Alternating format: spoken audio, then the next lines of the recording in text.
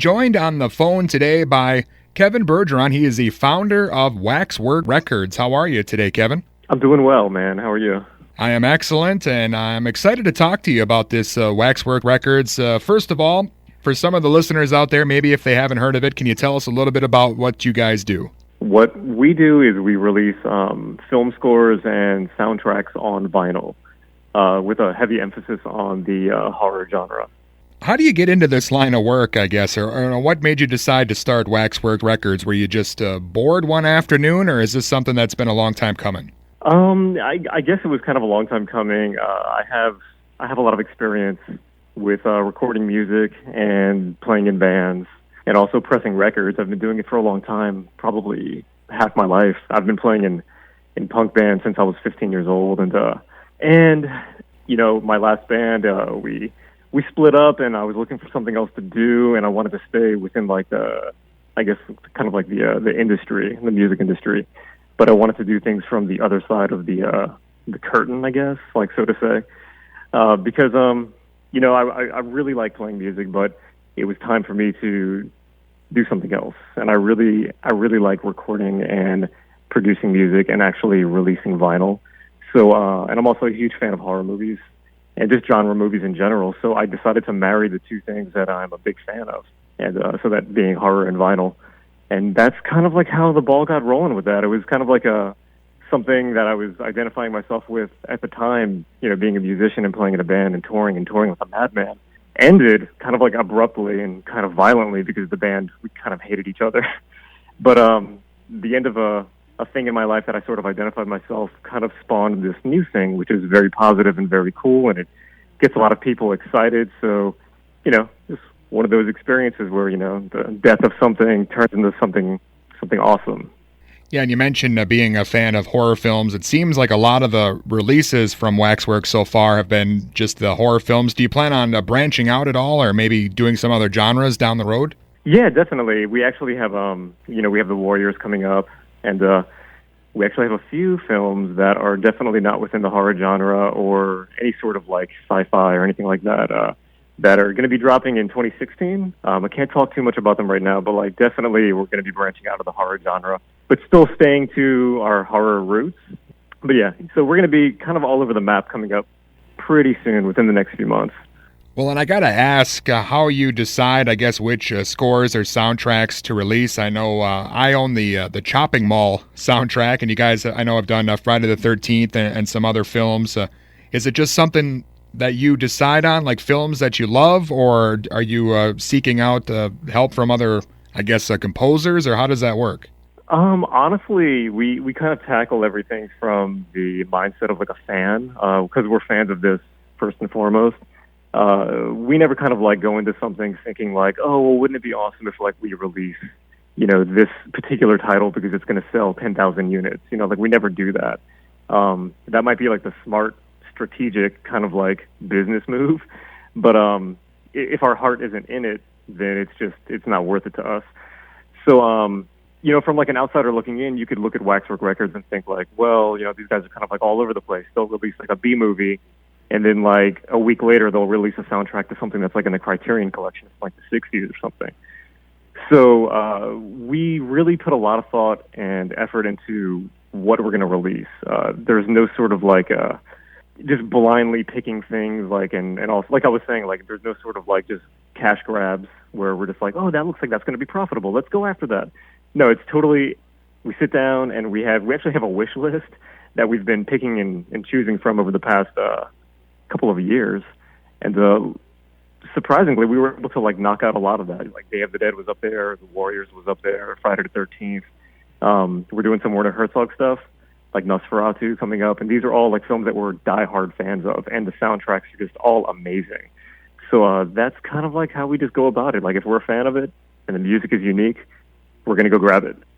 Yeah, awesome for sure. Again, we're on the phone today with Kevin Bergeron. He is the founder of Waxwork Records. And I know just putting vinyl out, producing records is expensive in its own right, but do you guys have to go through a huge process to kind of get the rights from studios to release these soundtracks? It really depends, like release to release. Sometimes we'll be able to lock in something like Rosemary's Baby. Surprisingly, something like Rosemary's Baby, which is, this iconic film, not just like in the horror genre, but just like in cinema. It's in the Criterion Collection, and like it's a Roman Polanski movie, and Mia Farrow is in it. Like, we for sure thought that was going to be this crazy legal nightmare, and it wasn't. I actually locked that in. It was like our second release, and like I locked it in within like 24 hours.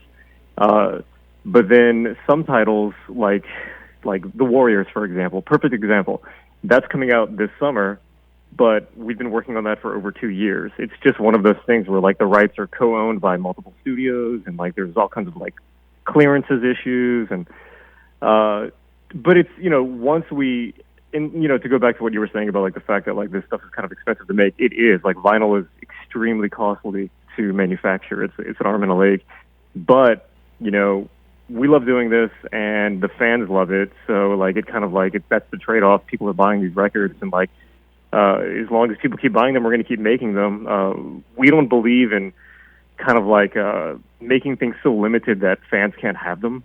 So like if people want to buy these records, we're going to keep making them for them. And yeah, because I mean, like I was saying, like at the heart of Waxwork is fans. Like, we're in here and like we watch these movies and we listen to these soundtracks and stuff. It's not just like some sort of like a mask that we put on to like run this business, because it's really, we're not like we're not Walmart, we're not a big corporation. We're just like, well, now it's three guys, but it was me and my partner Susie for the first couple of years. And yeah, it's just a very grassroots, organic, kind of like punk DIY label, as compared to a lot of the other like labels in the soundtrack world that are operating right now. Well, it definitely shows that you guys put a lot of love into these releases. As far as the packaging goes, it's all very fancy, very, colorful and great artwork. And it seems like you guys even have different versions of some of the same records. Oh yeah, definitely. Yeah, we press different colors and different effects.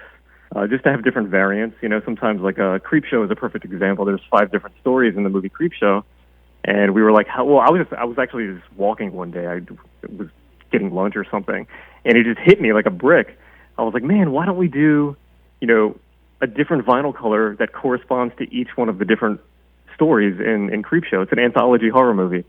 So we did that, and, we did that for a few. Actually, like, I think almost everything. There's only like a couple of titles that we were just like, let's just do pink vinyl here and yellow vinyl. We really put a lot of thought into the packaging and the colors of the vinyl, and really try to make it correlate with the actual film itself. So it's kind of like this cohesive package that, translates the film across, but like in the musical vinyl world, I guess. Yeah, and I would say if anyone out there is interested in some of the releases from Waxwork Records, you probably want to jump on it when they come out, because I've noticed some of these on eBay, they get to be kind of pricey after they go out of print.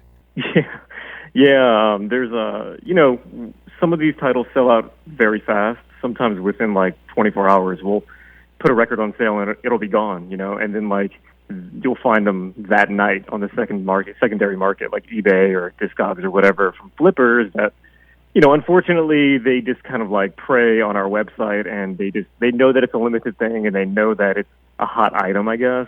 So they'll just, they'll buy up like 10 copies and then try to flip them.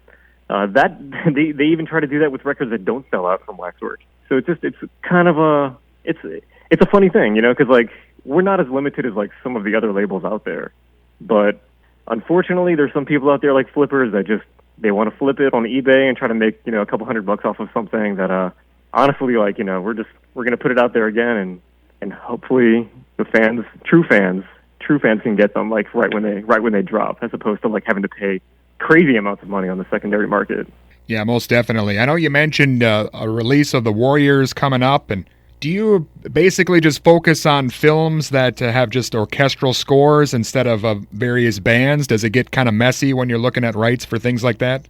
It can, yeah. Like, what's funny is that you mentioned The Warriors. Like, The Warriors, actually, we're releasing the original soundtrack from 1979, which has all of the bands. But then we're also releasing, for the first time ever on vinyl, the film score by Barry Dvorak. So we like to dabble in both worlds. Much more into the, like the orchestral or the kind of like synth-driven soundtracks, like Starry Eyes, for example. All synthesizer, all 100% analog, totally rad soundtrack. by Jonathan Snipes. But you're going to see that coming up probably towards the end of 2015 and definitely into 2016, we're going to have some stuff that is soundtracks with actual bands on them. Yeah, that is definitely awesome. I'm a guy that likes to seek out mostly 80s soundtracks. It seems like those were always the best, but some of those films, I imagine there must just be the music sitting on, old DAT tapes or something, getting moldy in someone's basement, and they never see the light of day. Exactly. Yeah, you're preaching to the choir, man. Yeah, that's usually something that we run into a lot is these records or masters rather. These masters and the DATs are just sitting literally in an attic somewhere. And we actually, the whole Waxwork way is we try to release whenever we can. All of our releases are coming straight from the master tapes, the original masters. And a lot of times these masters are thought to have been lost or stolen or destroyed in a house fire or in a flood or something. So we go out of our way really to locate the true analog source, which is the masters. And we've located the Rosemary's Baby master tapes in Australia, and Creepshow, for example, we located those in an attic. They had been sitting in an attic collecting dust in the recording studio that it was actually recorded in. So that's where we found those. And it's a very common thing. The masters, they have to be out there, right? Unless they were completely annihilated, in some sort of fire, they're somewhere.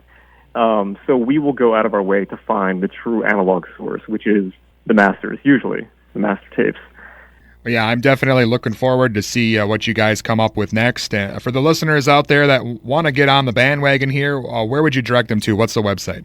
The website is waxworkrecords.com, and we're also on Instagram at Instagram.com/waxworkrecords, and we're also on Twitter, Waxwork Records. We're on Facebook. If you want to go to the website, we have a blog that you can check out, and all of our records are for sale there that are in stock. The ones that haven't sold out are all up there for sale. And waxworkrecords.com. You can hit it up. Awesome. Again, Kevin, I think what you're doing is awesome. I'm a little late to the bandwagon, but I'm hoping some of these might get a second print, so I don't have to pay the huge fees on eBay. And do you guys take requests? Maybe if somebody's out there looking for a film that they want to see on record. All the time, man. Yeah, shoot. Well, you caught me off guard. I'll have to come up with a list, maybe email it to you. Yeah, no problem, man. Yeah, just anybody, if they want to hit us up, any requests, we'll see what we can do. Awesome. Well, again, Kevin, thanks a lot for being on with me today. Thank you so much. Again, that was Kevin Bergeron. He is the founder of Waxwork Records. Find him online at waxworkrecords.com.